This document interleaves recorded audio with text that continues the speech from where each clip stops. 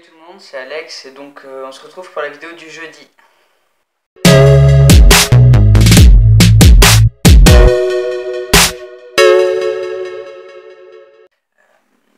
Ouais, je vais vous raconter un peu comment est-ce que j'ai fait moi pour trouver mes chirurgiens et puis un peu qu'est-ce qu'on peut trouver.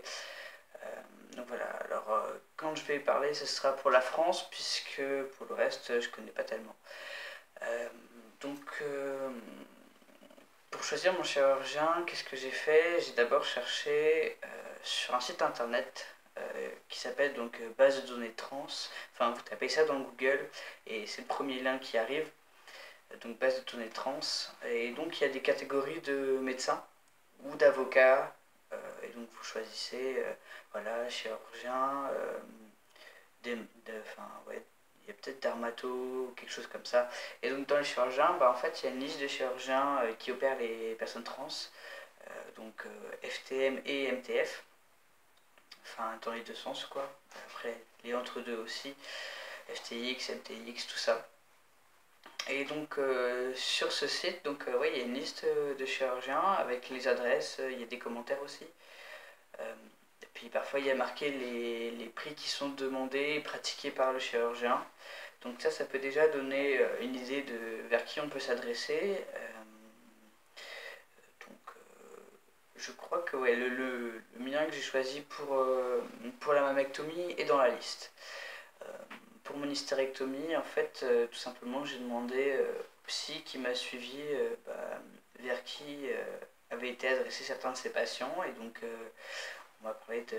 Enfin voilà, j'ai eu une liste aussi. Et donc, j'ai choisi dans la liste celui qui m'arrangeait le plus, c'est-à-dire dans ce cas-là, celui qui faisait pas de dépassement d'honoraires et qui était le plus proche de chez moi. Donc les deux en fait mis ensemble. Donc ça se retrouve quand même que je fais un certain nombre de kilomètres. J'habite Brest, le chirurgien était à Nantes pour l'hystérectomie et pour la mammectomie il était à Saint-Brieuc. Donc voilà, déjà ça peut aider à choisir, c'est ne serait-ce que d'avoir des noms et puis des avis dessus. Donc voilà. Encore mieux, il existe des groupes, de, des groupes dédiés aux personnes trans sur Facebook ou sur Yahoo par exemple.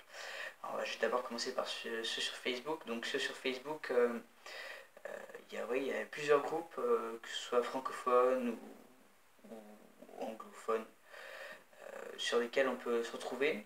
Euh, et donc dans lesquels les personnes mettent des photos de leurs résultats. Et je trouve que c'est important de regarder la photo du résultat, de voir un petit peu, et de voir un petit peu aussi ce que le chirurgien peut faire de pire comme résultat au final. Donc moi par exemple, mon chirurgien pour la mammectomie, j'ai vu qu'il faisait des choses très très bien, et puis en fait je me suis retrouvé enfin j'ai parlé avec la personne qui l'avait raté. Donc voilà, où j'ai vu des photos aussi, et donc je trouvais ça important de voir un peu comment ce que ça peut être si c'est raté, parce que ça peut toujours arriver, il peut y avoir un problème. Donc voilà, ça peut aider aussi d'avoir des photos de résultats, c'est important je trouve pour la mammectomie, aussi pour la phalloplastie ou la méta. Bon, pour l'hystérectomie, au final, ça dépend de quelle technique on choisit, mais bon, le résultat, au final, c'est plus ou moins le même. Il suffit de savoir si on passe en incision, en cystoscopie ou en voie basse, et pour savoir quelle cicatrice on va avoir. Mais au final, une cicatrice, ça reste une cicatrice. Alors que pour la mammectomie, par exemple, franchement, il y a des grosses différences entre les chirurgiens. Donc il y a ça. Pour justement les chirurgies génitales, il y a un groupe Yahoo qui est très bien fait, en fait auquel j'ai pas accès, mais je sais que beaucoup de monde en parle. Donc sur lesquels il y a des photos de résultats de phallo ou de méta. Ce qui permet aussi de ne pas savoir vers qui on va s'adresser, si on s'adresse à une équipe française par exemple, si on vit en France, ou si on va un peu plus loin en Belgique, ou alors si on va carrément en Serbie, ou même certains vont jusqu'en Thaïlande, c'est très pratiqué là-bas, donc voilà, ça permet de choisir. Il y a aussi des vidéos sur YouTube, je pense pas mal aux vidéos de personnes qui sont passées chez le chirurgien Dr Garamond en Floride, où là on voit carrément des vidéos des gens qui en parlent au moment où en fait ils défont les pansements.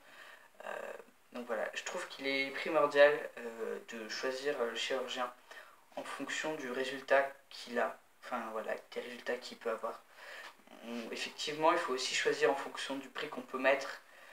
Par exemple, moi, j'ai un devis qui s'élève à 1 000 euros. J'aurais pu aller plus loin si j'avais eu les moyens et choisir un autre chirurgien. Voilà. J'ai voulu faire un mélange entre les résultats et le prix que je vais payer et la distance. Bien sûr, dans l'absolu, si j'avais pu, je serais allé chez Garamond. Mais il fait des résultats absolument magnifiques pour la mammectomie. Donc voilà. Pour ce qui est de la phalloplastie ou de la méta, je peux pas trop renseigner sur le fait de choisir un chirurgien en particulier ou ce genre de choses parce que c'est pas une opération que je compte faire et c'est pas une opération sur laquelle je suis renseigné. Donc voilà. Oui. Donc je pense avoir tout dit. Donc principalement, il faut regarder les résultats et puis il faut aussi regarder les témoignages et puis aussi savoir quel prix on va payer. Donc voilà.